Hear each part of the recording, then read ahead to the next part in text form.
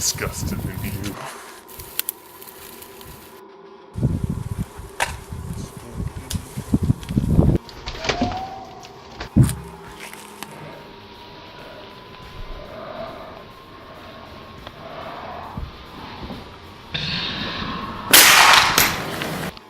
Guns and alcohol are a bad mix. You never know which one's loaded. Good night! With this shit everywhere. What the deuce? Welcome to the jungle. We got fun and games. We got everything. They come in all different shapes and sizes, makes and models, and they've been around for hundreds of years. Guns. The idea of putting alcohol and guns together just doesn't make any sense to me at all. It's like leaning into a left hook. It's dumb. To my knowledge, there has never been a problem. But for some unknown reason, people think there's going to be a problem in Ohio. This one's going to be our moving shoot. Concealed carry has been the law of the land in the state of Ohio since 2004. Next time you go out for a drink, ask yourself this question. Do guns and bars mix? The Ohio Senate says they do, voting 25-7 to allow concealed carry holders to bring their guns into bars. Now, the proposed law would prohibit people from drinking alcohol in a bar if they were also carrying a concealed gun. If the Ohio Senate passes the measure, it would allow alcohol in bars, restaurants, and open-air stadiums, such as Progressive Field and Browns Stadium. It would also permit the owners of any of these facilities to post signs prohibiting concealed carry, but just the idea of hidden guns in bars raises some concerns. And there are bar restaurants where it's a relatively calm and sedate crowd where there wouldn't be a problem, but then the places that are like heavy drinking, even if that particular individual isn't a problem, what about the people around them? Still, the Ohio Association of Chiefs of Police opposes concealed carry where alcohol is served. It says mixing guns with alcohol does not add up to a safe environment anywhere. Things can happen, unintended things. Bay Village Police Chief David Wright says the unintended can often be very dangerous. And he's not sure how many bars would worry about losing business if they posted a no guns allowed sign.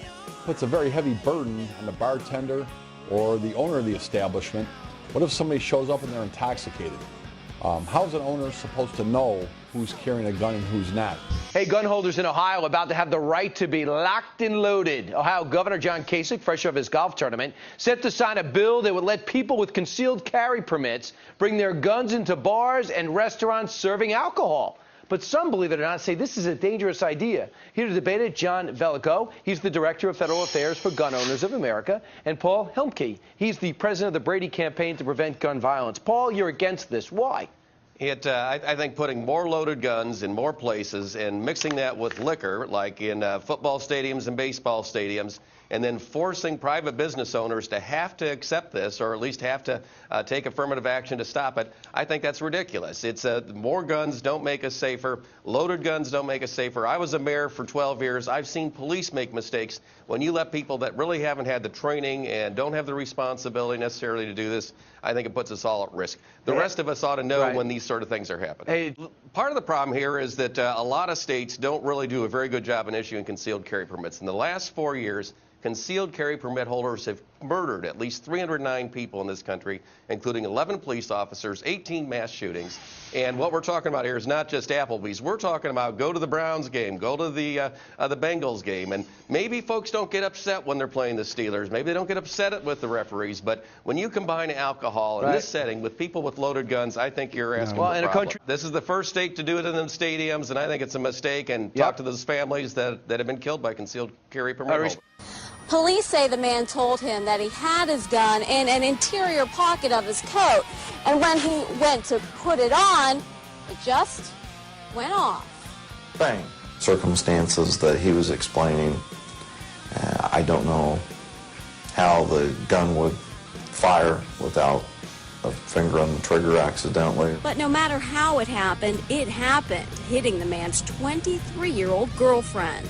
As luck has it, she had her BlackBerry in her jeans pocket, and the bullet, instead of hitting her in the thigh, that are in the Blackberry. Gunshots ring out and chaos fills a tri-state nightclub. 9 News reporter Becky Freemall reports once the panic calms, one person is dead and 3 others are wounded. Every chair, every table, every drink, everything was knocked over. Vito's is a place people say they once enjoyed with friends. It has now become one of a list of nightclubs along Reading Road where those same people say they no longer feel safe.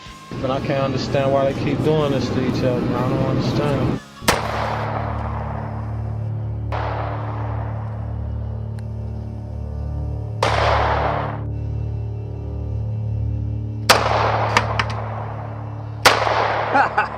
You suck, dude. You're horrible. Yeah. Shoot this beer can off my head. Man, any day.